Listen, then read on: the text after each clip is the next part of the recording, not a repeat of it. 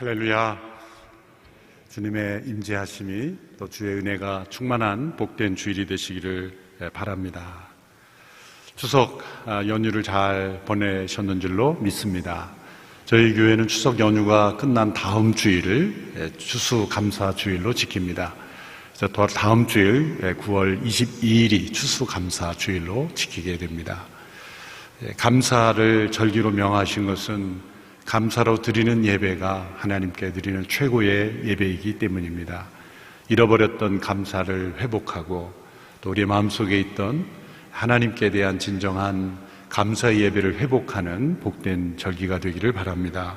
또 각 공동체에서 또 개인적으로 드려지는 헌물은 어려운 이웃들 또 복지기관을 통해서 이웃과 함께 나누게 됩니다. 10월 첫째 주일이 교회 창립기념주일인데요. 이 주간을 맞이해서 저희가 한 주간 나라와 민족을 위한 특별 새벽기도회를 진행하려고 합니다. 9월 30일부터 10월 5일까지 한 주간 나라와 민족의 회복을 위해서 또 정치, 경제, 외교 여러 분야에 있어서 나라의 회복을 위해서 한 주간 전 성도들이 함께 기도하는 새벽 주간이 될 수 있게 되기를 바랍니다. 아울러서 일본의 목회자들과 함께 10월 10일에 한일 관계 회복을 위한 목회자 기도회를 계획 중에 있습니다. 또 구마모토 러브 소나타가 계속해서 진행 중입니다. 11월 6일과 7일 구마모토 시민회관에서 열리는데요. 함께 중보 기도해 주시고 또 참여하실 분들 미리 신청해 주시기를 바랍니다.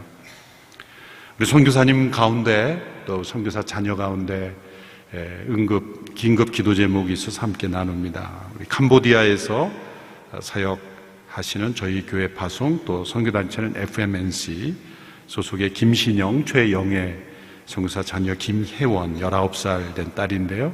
댕기열에 걸려서 뇌압이 오르고 의식이 불명된 상태에서 캄보디아에서 치료가 불가능해서 오늘 새벽 아침에 바로 7시 10분에 인천공항에 도착했습니다. 이제 곧 세브란스 응급실로 이송돼서 치료를 받게 될 텐데 의식이 없는 상태에서 비행기를 타고 오는 위험한 결정이었지만 부모 선교사님들이 결정하였습니다. 이 가정의 회복을 위해서 우리 김혜원 우리 딸 이 자녀를 위해서 온전히 회복될 수 있도록 하나님 역사해 주십시오. 같이 기도해 주시기를 바랍니다. 이 시간 합심하여 함께 기도할 때 우리 김혜원 학생을 위해서 기도해 주시고 또 모든 연약함에서 회복되게 하시고 의식이 돌아오게 하시고 또 뇌압이 진정될 수 있게 역사하여 주시옵소서. 또한 나라 민족을 위해서 합심하여 기도합니다. 이 나라 민족이 회복되게 하옵소서. 이 땅에 가득한 거짓과 불의함, 음란과 간음, 살인, 폭력, 다툼과 분열이 끊어지고 하나님 앞에 의로운 민족 되어서 쓰임받게 하옵소서. 합심하여 함께 기도하며 나가겠습니다. 살아계신 하나님 아버지, 김혜원 학생을 위해서 기도합니다. 캄보디아에서 댕기열에 감염되어 말할 수 없는 고통 속에 있었습니다. 이제 한국에 돌아와 치료를 받게 됩니다. 의식이 돌아오게 하시고 뇌압이 진정되게 하시고 모든 치료 가운데 하나님의 선하신 은총으로 함께하여 주셔서 회복되게 하시고 생명의 능력을 공급하여 주시고 이 가정에 다시 한번 하나님의 은총을 부어주시기를 원합니다. 복음의 증거를 위하여 캄보디아에서 사역한 모든 이들의 수고를 기억하여 주시고 하나님의 성령의 역사로 이들 가운데 회복의 역사, 치유의 역사가 일어나게 하여 주시옵소서. 이 나라 민족이 어려운 위기 가운데 있습니다. 정치, 경제, 외교 모든 상황 가운데 하나님 함께하여 주시고 이 나라 민족이 다시 하나님 앞에 돌이켜 이 모든 위기에서 극복할 수 있도록 힘과 능력을 더하여 주시옵소서. 아버지 하나님, 이 땅에 만연한 거짓과 불의 또 하나님 앞에 합당하지 못한 우상들, 헛된 이념과 탐심들, 간음과 살인, 폭력들이 끊어지게 하여 주시고 하나님께서 쓰시고자 하시는 일에 온전히 쓰임받는 이 나라 민족이 되게 하여 주시기를 원합니다. 나라 민족을 위하여 함께 기도하며 나가게 되기를 원합니다. 한일 관계가 회복되기를 원합니다. 주여, 북한의 모든 헛된 생각들이 끊어지며 또 무력을 의지하는 모든 세력들이 끊어지며 하나님 앞에 이 땅에 참된 평화가 임하며 하나님의 나라의 역사에 쓰임받는 이 한민족이 되도록 온 열방에 하나님의 복음을 증거하기에 합당하도록 이 나라 민족을 붙잡아 주시옵소서. 살아계신 하나님, 김신영, 최영애 선교사 자녀 혜원이를 붙잡아 주시고 이제 곧 한국에 도착하여 치료를 받게 됩니다. 의식이 돌아오며 뇌압이 진정되게 하시고 회복이 일어나게 하시고 하나님의 성령의 은혜로 온전히 치유되게 하옵소서. 복음 증거를 위하여 헌신한 이 가정에 수고를 받으시며 하나님 붙잡아 주시옵소서. 이 나라 민족을 불쌍히 여겨주시고 우리의 죄악을 용서하시고 이 땅에 만연한 거짓과 부정, 음란과 살인, 간음, 폭력과 다툼과 분열, 헛된 우상들과 치우친 이념들이 끊어지며 하나님 앞에 바로 서는 나라와 민족이 되게 하옵소서. 이 땅을 두렵게 하는 모든 무력적인 압력과 위협과 또한 유혹이 끊어지게 하옵소서. 하나님 앞에 바로 서는 민족 되어서 온 열방을 향하여 복음을 증거하게 쓰임받는 이 나라 민족이 되게 하여 주시옵소서. 예수님의 이름으로 기도하옵나이다. 아멘. 회개는 돌이키고 돌이키라는 하나님의 음성에 응답하는 것입니다. 하나님께서 돌이키라 명하시지 아니하시고 또 돌이킬 수 있는 길을 허락하시지 아니하면 우리는 하나님께로 돌아갈 수 없습니다. 돌아갈 수 있는 길, 돌아갈 수 있는 능력, 모든 것을 하나님께서 은혜로 우리에게 허락해 주시는 것입니다. 그러나 하나님께서 은혜로 모든 것을 다 준비해 주시고 허락해 주셨다 할지라도 인간은 자유의지로 하나님께로 돌아가지 않을 수 있습니다. 인간에게 주어진 자유의지, 이 타락한 자유의지를 사용해서 인간은 끝까지 회개하지 않고 거부할 수 있습니다. 인간의 자유의지로 하나님께 마음껏 돌아갈 수 있는 것도 아니요, 오직 하나님의 은혜가 있어야 하는 것이요, 또한 하나님의 은혜가 주어졌다고 할지라도 자신의 의지로 끝까지 거부할 수 있는 것이 바로 인간인 것이죠. 그래서 우리는 오직 하나님께 이렇게 기도할 뿐입니다. 하나님께서 회개하라 명하시니 주여 저에게 회개의 은혜를 허락하여 주십시오. 이렇게 겸손히 하나님 앞에 나아갈 뿐인 것입니다. 참된 회개는 하나님의 은혜를 믿음으로 받아들여서 자신의 자유의지로 살아계시고 참되신 하나님께로 돌아가는 것입니다. 나는 아무것도 믿지 않습니다 라는 것은 거짓입니다. 잘못된 생각입니다. 아무것도 믿지 않는 사람은 아무도 없습니다. 하나님이 계시지 않는다고 믿는 것이죠. 무신론은 강력한 믿음입니다. 이렇게 헛된 우상을 믿음의 대상으로 삼았던 데에서 돌이켜서 살아계시며 참되신 하나님께로 그분을 믿음의 대상으로 삼고 돌이키는 것, 이것이 회개이죠. 그래서 이 회개는 이 지성적인 돌이킴, 내가 믿는 대상이 어떤 존재인가, 참되신 하나님인가 아니면 헛된 우상인가를 분별하는 이 지적인 지성적인 돌이킴을 포함하는 것입니다. 또한 참된 회개는 마음을 찢는 회개입니다. 오늘 13절 말씀에서 너희의 옷이 아닌 너희의 마음을 찢고 너희 하나님 여호와께 돌아오라 말씀하셨습니다. 이스라엘 백성들은 옷을 찢는 것으로 자신의 회개를 표시했습니다. 옷이란 우리의 연약함을 덮는 의미도 있지만 또한 우리의 정체를 가리는, 속이는 의미도 있는 것이죠.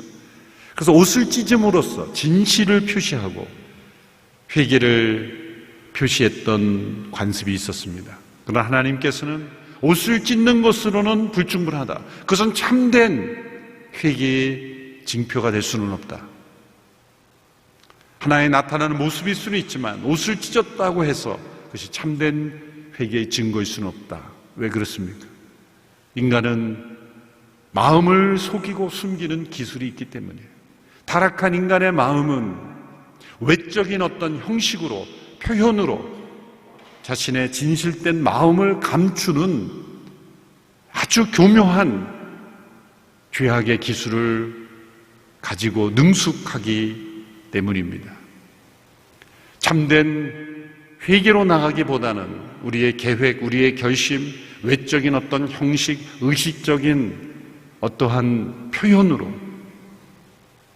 어떤 참여로, 때로는 봉사로, 자기 희생으로 참된 회개의 마음을 감출 수가 있기 때문이죠. 진정 하나님 앞에 죄를 통회하는 마음 대신에 다른 어떤 것들로 그것을 포장하는 기술이 인간에게 있기 때문입니다.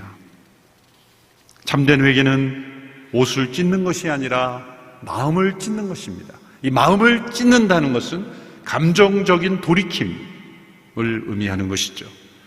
위선자들의 슬픔은 언제나 얼굴에만 나타납니다. 예수님께 지적하신 대로 얼굴만 흉하게 하느니라 말씀하셨어요. 마음의 슬픔이 아닌 얼굴, 겉모양의 슬픔인 것이죠. 성경에 나타난 많은 위선자들의 슬픔을 보십시오. 바로에게도 슬픔이 있었습니다. 사울에게도 슬픔이 있었습니다. 아합 왕에게도 슬픔이 있었어요. 가룟 유다에게도 슬픔이 있었어요. 그러나 그들의 슬픔은 모두 다 겉모양의 슬픔이었을 뿐입니다. 진정 마음을 찢는 슬픔이 아니었던 것이죠. 왜 마음을 찢어야 합니까?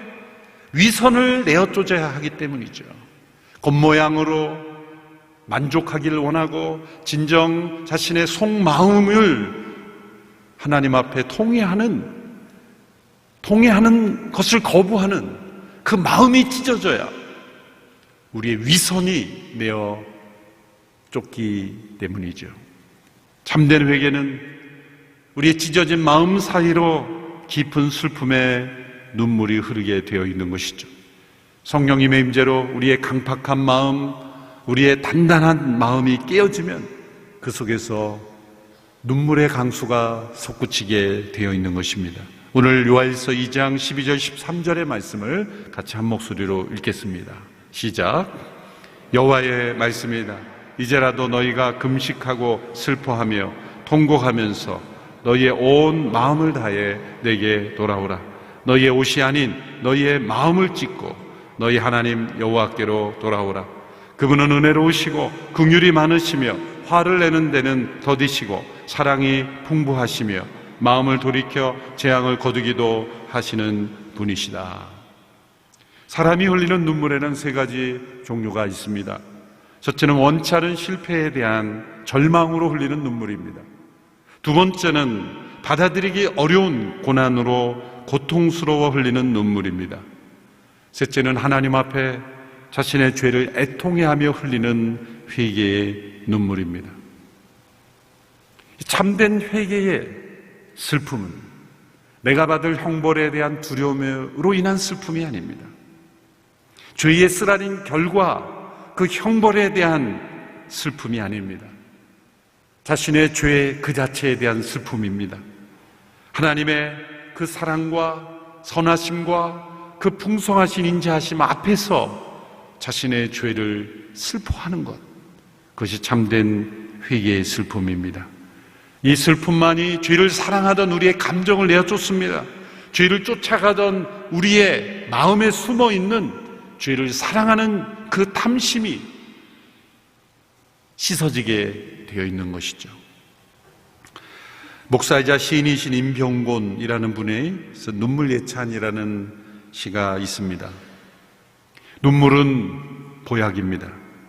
눈물은 그냥 물이지만 흘리고 나면 몸에 면역력이 생기는 종합 비타민입니다. 눈물은 해독제입니다. 해일처럼 밀려와 깊은 마음속을 뒤집고 우울과 절망을 밀어내는 살균수입니다. 눈물은 신비한 액체입니다.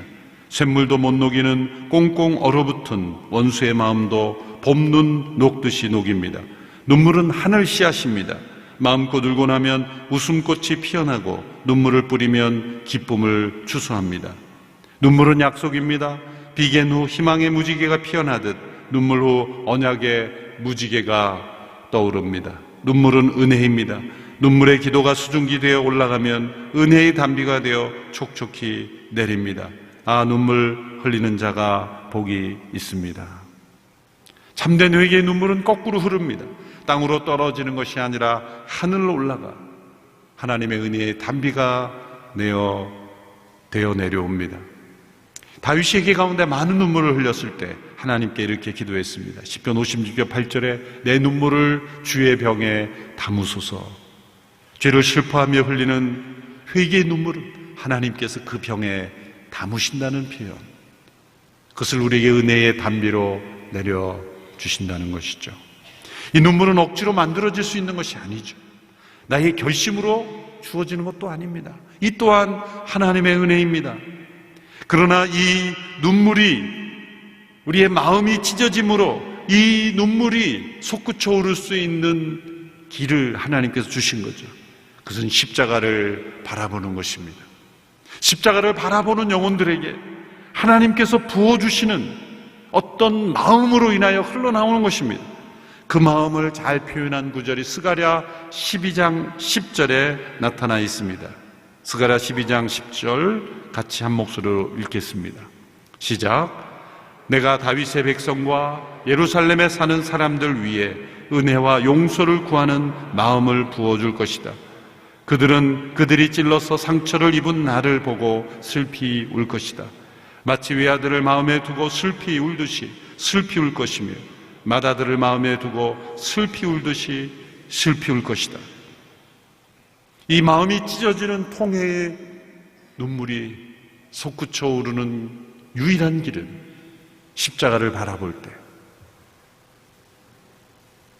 그 허리에 창을 찔리시고 온몸에 채찍질로 피 흘려 죽으시는 예수님, 그 십자가에 죽으신 예수님을 바라볼 때 우리에게 하나님께서 주시는 은혜의 마음, 그것은 은혜와 용서를 구하는 마음이다. 그 마음이 부어질 때 슬피 울 것이다. 왜 그렇습니까?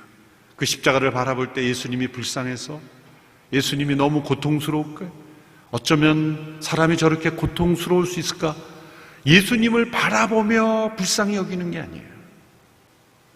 고난주간 예수님의 죽으심을 바라보게 하는 많은 영화나 그런 장면들이 있죠. 그런 장면들을 보면서 우리에게 밀려오는 슬픔은 예수님을 동정하는 슬픔이 되어서는 안 되죠.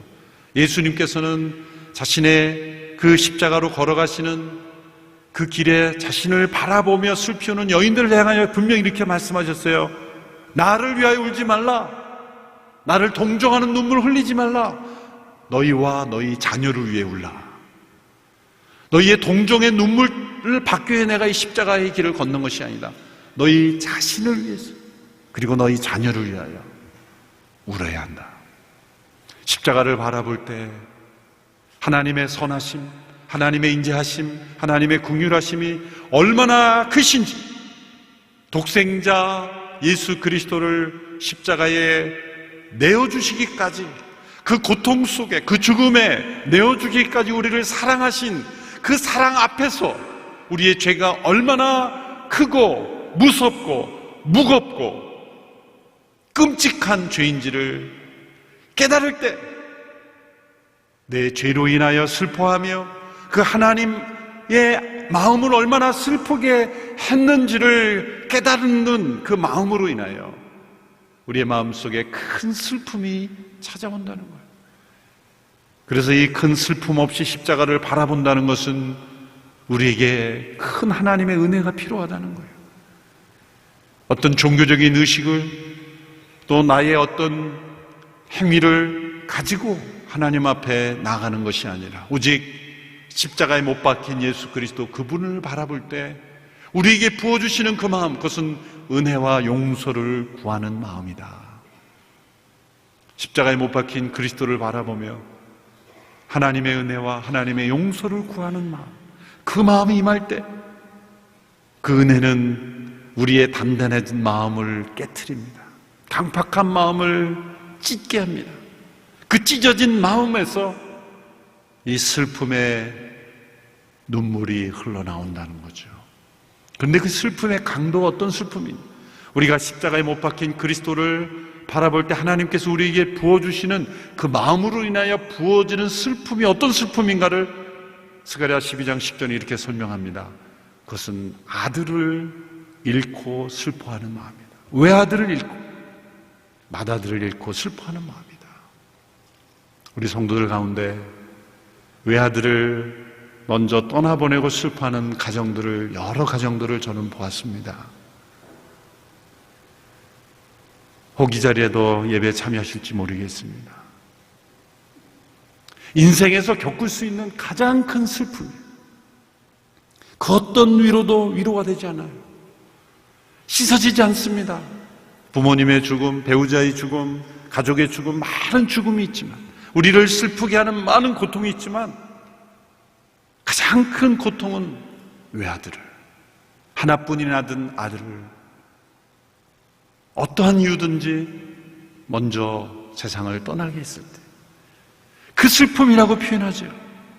마치 외아들을 마음에 두고 슬피 울듯이 슬피 울 것이며. 왜 그렇습니까? 왜 이 슬픔으로 표현했을까? 그것은 하나님 아버지의 슬픔이기 때문이죠.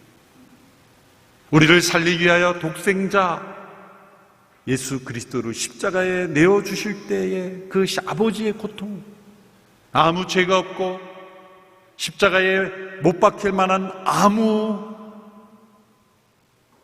죄가 없는 그분이 십자가에 못 박히도록 내어버린 까닭, 우리 모두를 그 죄에서 건져내시고 우리를 살려내시기 위한 하나님의 계획, 하나님의 결정, 하나님의 주권, 하나님의 사랑의 능력이시기에 그 슬픔을 품으시고 우리를 구원하시고, 놀랍게도 그 십자가를 바라보는 모든 이들에게는 그 아버지의 슬픔을 느끼게 된다는 거죠. 그 사랑을 느낄 때 우리는 그 슬픔을 느끼는 거예요. 그 은혜를 느낄 때 우리는 그 통곡을 느끼는 거예요. 그 아버지의 사랑과 은혜를 내가 누린다고 할 때 나에게 조금도 어떠한 감정적인 어떤 슬픔이나 통해나 내 마음을 찢는 느낌이 없다면 진정 그 하나님의 사랑과 은혜가 올바로 바라보지 못한 거죠. 십자가를 바라볼 때 우리는 예수님을 동정하는 것이 아니라 그 하나님의 사랑과 은혜에 감추어진 그 하나님의 슬픔을 우리에게 부어주시는 것. 왜 그렇습니까? 죄가 그만큼 중한 것이고 우리는 아주 가볍게 여겼던 그 죄가 하나님 앞에서는 얼마나 큰 죄인가를 깨닫게 하시는 거죠. 나는 아무렇지도 않게 여겼던 그 모든 삶이 하나님 앞에서는 얼마나 끔찍한 죄악의 삶인가를 깨닫게 될 때 우리는 슬퍼하며 그 죄를 떠나게 되는 거예요. 왜 이 슬픔을 느끼게 합니까? 그래야 우리가 죄를 사랑하는 그 마음에서 떠나기 때문에요. 그 죄가 얼마나 끔찍한지를 깨달아야 그 죄를 다시 짓지 않고요, 그 죄를 사랑하는 마음이 끊어져야 되는 거거든요. 그래서 이 슬픔을 느끼게 하는 거예요. 외아들을 상실한 슬픔, 그 하나님의 슬픔을 우리 가운데 일부분 넣어주는 거예요. 아주 작은 만큼. 그래서 용서를 구하고 은혜를 구하게 하는 것입니다. 이러한 슬픔이 역사 속에서 십자가를 믿음으로 바라보는 모든 이들에게 부어졌습니다. 성령의 사역은 이 마음을 부어주시는 사역입니다. 오순절에 성령님께서 충만히 임하셨을 때 이러한 슬픔이 사람들에게 임했죠. 베드로가 설교했을 때 사람들이 이렇게 반응했습니다. 사도행전 2장 36절 37절의 말씀을 보십시오. 그러므로 이스라엘 모든 집은 확실하게 알아두십시오. 여러분들이 십자가에 못 박은 예수를 하나님께서 주와 그리스도가 되게 하셨습니다. 그러자 그들이 듣고 마음이 찔려 베드로와 다른 사도들에게 형제들여 우리가 무엇을 해야 합니까? 하고 물었습니다. 마음이 찔려 이 마음이 찢어졌다 이거예요. 참된 회개의 영이 그들에게 부어졌다는 거죠. 십자가를 바라보며 슬피우는 참된 회개의 애통함이 복음이 증거되는 곳마다 함께 나타났다는 거죠. 마음이 찢어지는 참된 회개의 눈물이 예루살렘과 온 유대와 사마리아와 땅끝까지 흐르기 시작했습니다. 예수님을 한 번도 보지 못한 이방 사람들, 헬라의 많은 사람들, 그런데 십자가에 못 박힌 그 예수가 바로 그리스도시요 여러분들의 죄를 용서하시는 구세주이심이 선포될 때 갈라디아 사람들, 고린도 사람들, 데살로니가 사람들, 빌립보 사람들, 헬라 지역의 수많은 사람들이 마음을 찢는 회개의 은혜가 임했다는 거죠. 선교의 역사는 마음을 찢고 하나님께 돌아온 슬픈 통곡의 역사입니다. 우리에게도 그 은혜가 임한 것이죠. 만일 마음을 찢는 회개의 역사가 우리의 마음에 사라졌다면, 우리의 마음이 찢어지는 슬픔 속에 십자가를 바라보며 그것을 조금이라도 느끼지 않는다면 우리는 하나님의 은혜를 구해야 합니다. 십자가에 못 박힌 예수 그리스도를 바라보며 제가 마음을 찢는 이 통곡에, 참회에, 슬픔의 눈물이 회복되게 하여 주십시오. 이 슬픔은 5가지 특징이 있습니다. 이것은 누군가 대신 흘려주는 것이 아닙니다. 각자 개인적인 마음에서 흘러나오는 것이에요. 다른 누군가 슬퍼할 때 소위 정서적 공명이라고 그러죠. 다른 사람이 우는 것을 보고 나도 괜히 따라서 슬퍼. 그런 슬픔이 아니에요. 각자 자신의 마음으로부터 흘러나오는 슬픔이에요. 이 슬픔은 또한 생명력을 주는 슬픔입니다. 세상의 슬픔은 죽음을 가져다 줍니다. 절망을 가져다 줍니다. 사람의 넋을 빼앗고 마음과 손을 얻어붙게 만들고 자신의 일을 감당하지 못하게 합니다. 그러나 이 슬픔은 생명력을 줍니다. 능력을 줍니다. 소망을 주고 삶의 의욕을 가져다 주고 자신의 의무를 잘 감당할 수 있게 만들어주고 죄를 떠나게 하고 우리의 영혼을 깨끗하게 만들어줍니다. 또한 이 슬픔은 자신의 죄만이 아니라 다른 사람들의 죄까지 슬퍼합니다. 한 가지 죄에서 시작해서 거기서 멈추지 않습니다. 자신의 죄는 물론이거니와 이 세상의 죄, 다른 사람들의 죄까지 끌어안는 슬픔이에요. 이 시대의 나라와 민족을 위하여 우리가 슬퍼하며 울며 기도할 때 하나님께서 이 땅을 고쳐주실 줄로 믿습니다. 이 슬픔은 잠깐 나타났다가 사라지는 슬픔이 아닙니다. 지속적으로 나타납니다. 예레미야 애가에서 예레미야 선지자가 이렇게 고백합니다. 내 눈에서 눈물이 쉬지도 그치지도 않고 흘러내립니다. 여호와께서 하늘에서 내려다보시고 바라보실 때까지 그럴 것입니다. 우리 안에 있는 죄는 만성 질병입니다. 그래서 번번이 되돌아옵니다. 그래서 우리는 지속적으로 끊임없이 이 참회와 회개의 눈물로 씻어내야 하는 것이죠. 마지막으로 이 슬픔은 우리의 죄를 사랑하는 마음을 온전히 파낼 정도로 깊이 임하는 슬픔이에요. 여러분, 죄에 물들어 있는 우리의 마음이 얼마나 깊습니까? 만물보다 심히 부패한 것이 인간의 마음이라 그랬어요. 우리의 마음의 토양은 깊이 오염되어 있어요. 그래서 우리의 슬픔이 깊이 임하지 않으면 그 마음의 토양이 기경되지가 않는 거예요. 우리의 묵은 땅과 같은 우리의 마음, 죄에 오염된 우리의 마음은 깊이 파헤쳐야 좋은 흙으로 변화되는 거죠. 그래서 마음을 찢고 깊은 슬픔으로 우리 죄를 사랑하는 마음을 하나님께서 파헤쳐 내시는 거예요. 그래서 이 슬픔은 축복입니다. 이 슬픔은 우리에게 회복을 가져다 줍니다. 예수님께서는 이렇게 마음을 찢고 죄를 슬퍼하는 회개자들에게 위로를 약속하셨어요. 산상수훈에서 2번째 팔복 중에 2번째 마태복음 5장 4절 말씀 같이 읽어볼까요? 시작. 복되도다 슬퍼하는 사람들이 그들에게 위로가 있을 것이다. 왜 슬퍼하는 자들이 복됩니까? 하늘의 위로, 성령님의 위로가 함께 하시기 때문이죠. 자신의 죄를 애통해하며 마음을 짓고 회개하는 자들에게 하나님과 화목하는 평화, 하나님과 하나 되는 위로함을 주시기 때문이죠. 또한 다른 이들의 죄까지 슬퍼하며 마음을 짓고 애통해하는 자들에게는 말할 수 없는 성령의 위로하심을 주십니다. 예수님께서 이 땅에 계실 때 웃으셨다는 기록이 별로 없죠. 예수님의 말씀을 보면 굉장히 위트가 있고 유머러스한 말씀도 참 많습니다. 그러나 예수님은 이 땅에 계실 때 많은 눈물을 흘리셨어요. 히브리서 5장 7절에 보면 예수님의 삶을 이렇게 말씀하죠. 예수께서 육체에 계실 때 자신을 죽음에서 구원하실 수 있는 분께 통곡과 눈물로 기도와 간구를 올리셨다. 그의 경외하심으로 인해 응답을 받으셨다. 하늘로 승천하신 예수님 지금 뭐하고 계시겠습니까?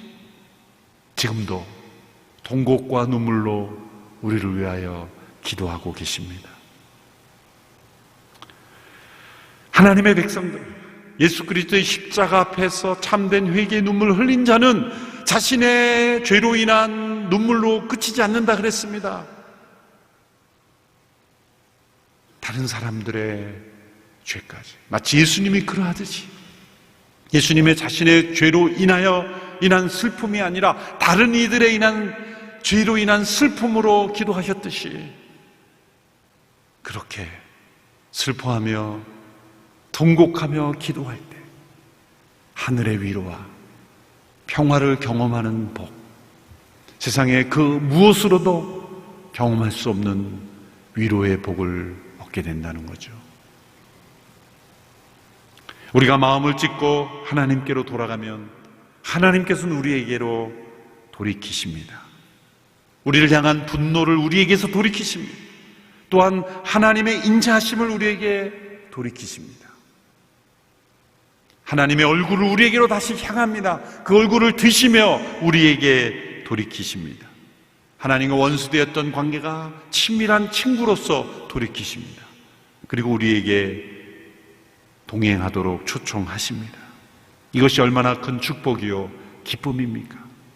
마음을 찢고 내게로 돌아오라 말씀하시는 이 초청을 붙잡고 나갈 때 하나님 앞에 우리의 강팍한 마음이 찢어지고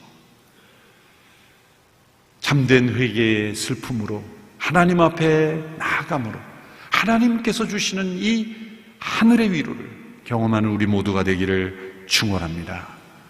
이것이 참된 믿음의 삶이요 또 이 땅을 사랑하는 우리에게 주어진 성도의 거룩한 삶입니다. 기도하겠습니다.